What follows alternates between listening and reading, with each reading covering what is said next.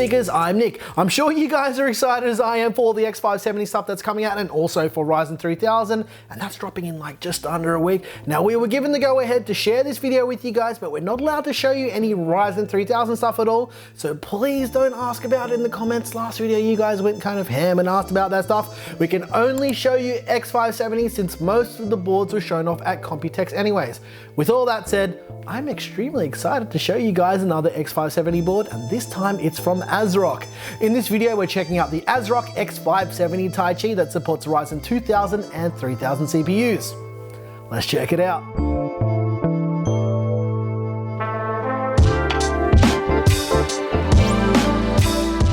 Just before we start this video, I want to make this super clear once again that our motherboard videos are not reviews. They're just overviews, so you can get an idea of the feature set with these boards and what physically comes in the box when you buy a brand new motherboard. Now, we're not doing VRM analysis or board teardowns or anything like that. There's plenty of other channels that cover that stuff. We're just not one of them. Don't ask why we don't do it, because that's just not what we do here. Okay, let's check out the X570 Taichi. Alright, ladies and gentlemen, let's check out the ASRock X570 Taichi. How exciting! This is probably one of the biggest motherboard boxes I've ever seen. Alright, let's get this motherboard out of the way so we can see what lies underneath before we take a closer look at the motherboard. Alrighty, let's see. Let's open door number 1. The first thing we've got is this installing memory modules on AM4 motherboards documentation. This will just point you in the right direction to see what will actually work on this motherboard. Okay, next up we've got all of the rest of the documentation. Let's take a closer look at what we've got here. Here's the software setup guide. This will help you with things like RGB and any BIOS settings for the motherboard. Alright, the next piece of documentation that we have here is not documentation at all. It's this silver plastic disc. This has all of the drivers and all of that stuff, and you guys know how I feel about using optical discs. Please give us USB sticks with the drivers on them.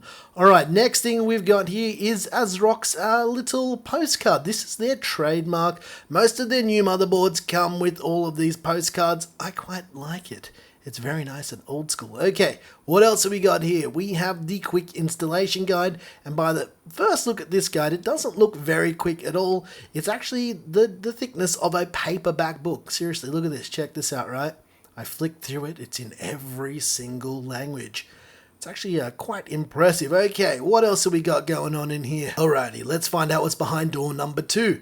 Okay, what am I looking for? There it is. It's this little Torx screwdriver. Now, this will allow you to remove the top heatsink and M.2 heatsink that pretty much covers the entire top of the board. It's very nice that they included this, and I like it. Okay, what else have we got in here? We have, we've got all the M.2 screws and standoff. Speaking of all things M.2, fairly standard stuff for a new motherboard to include all of this kind of stuff. Next up, we've got the SATA cables. This is for your spinning Rust or your 2.5-inch SSDs. Very nice. There's quite a few of them here. There's 4 from last count. There's a 2-slot high bandwidth SLI bridge. This is for SLI on cards that are older than the 10 series, so 10 series and below. And last but not least, the last thing in the box is the antenna for the Wi-Fi 6. Now, on the last video when we talked about Wi-Fi 6, people weren't actually aware of it. It's the 6th generation of Wi-Fi, and this also works for the Bluetooth 5.0 that's built into the board. And speaking of the board, let's get it out and take a closer look. We've got the front panel audio connector, a Thunderbolt 3 header, which is something that is unique to this motherboard. There is addressable RGB and 12-volt RGB. There's a PWM fan connector, so you can plug extra fans into your motherboard. There's 2 USB 2.0 headers. There's a diagnostic screen just in case something goes horribly wrong. There's a reset and power switch just in case you're doing bench testing or you're just testing it before you put it in your system. There's a front panel connector for all your lights and all your switches, and a clear CMOS button as well. There's 8 SATA connectors. There's a USB Type-C header which supports USB 3.2, something different. There's also a PWM fan connector, a USB 3.0 connector, and the 24-pin power connector to send all of that juice to your shiny new X570 Taichi. Along the top side of the board, we have 2 PWM headers. One is for CPU fan, the other is for an AIO pump. There's also an additional PWM fan connector. There's a 4-pin EPS power connector and an 8-pin EPS power connector connector. Very similar power delivery to the X470 Taichi. I mentioned there was a screwdriver to remove the top plate and the M.2 heatsink, so what we're going to do here is remove the 3 screws on top so we can take a look at what lies underneath this massive heat spreader. And this also covers the PCH as well. Alright, let's pull it off. So it might be a little bit tricky at first to take off. There's an extra thermal pad on the PCH that makes it a little bit more difficult, like I just mentioned. And you need to unplug the RGB connector because there is RGB built into this as well. So let's get that out of the way and let's take a quick look at that plate. So as you'll notice here, there's 3 thermal pads for 3 M.2 drives. That's how many this motherboard supports. Now all these M.2 slots are actually PCIe Gen 4 compatible as well. Now let's flip the board over and take a look.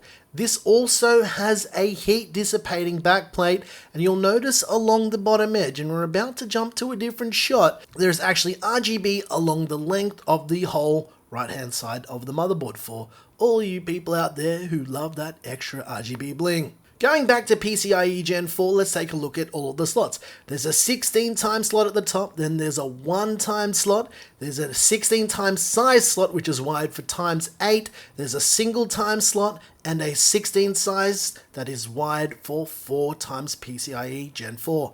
Very, very nice. As I mentioned, there's 3 full-size M.2 slots on the board. This is just demonstrating where one of them is down the bottom, and you'll notice there are a few more along the top side of the motherboard as well. One of the hallmarks of X570 from most of the boards that you're going to see coming out is the PCH is actively cooled by a fan, and here's the thermal pad you can see as well. It wouldn't be a motherboard video in 2019 if we didn't talk about VRMs. Now, it's got a 14-phase VRM with these 2 beefy heatsinks connected by a heat pipe. Simple as that. It's got a standard AM4 socket that supports Ryzen 2000 and 3000 CPUs, as well as standard cooler mounting, which is quite common on basically every AM4 motherboard that you'll ever see ever released on the market. Next up is RAM. It's got 4 DDR4 RAM slots that support overclocked RAM up to 4666 megahertz. Very, very nice. Make sure you check that QVL list before you buy this board if you're interested, so you can see what RAM actually supports that speed. And last but not least, let's take a look at the back of the motherboard. We have a BIOS flashback button. We have the Wi-Fi 6 antennas, which also support Bluetooth 5.0, a PS2 header for the old school mouse and keyboard, some USB, a CMOS clear button. We've got HDMI, we've got gigabit Ethernet, some more USB ports. There's USB 3.2 Type A ports and a Type C port and 7.1 audio.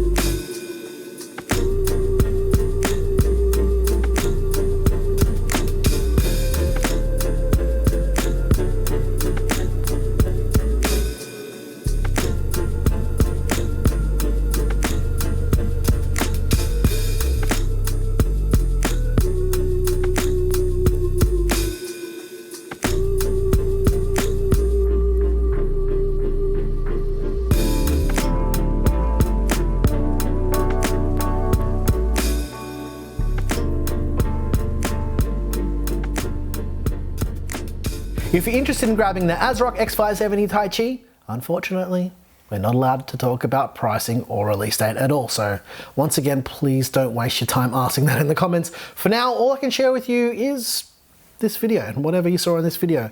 I'll update the description of this video whenever we're allowed to share any of that info and all of that jazz. So if you like this video, please like and subscribe. If you didn't like this video, you know what to do. Tell us what you hated about it. Once again, thank you so very much for watching. I'm your boy Nick with Gear Seekers.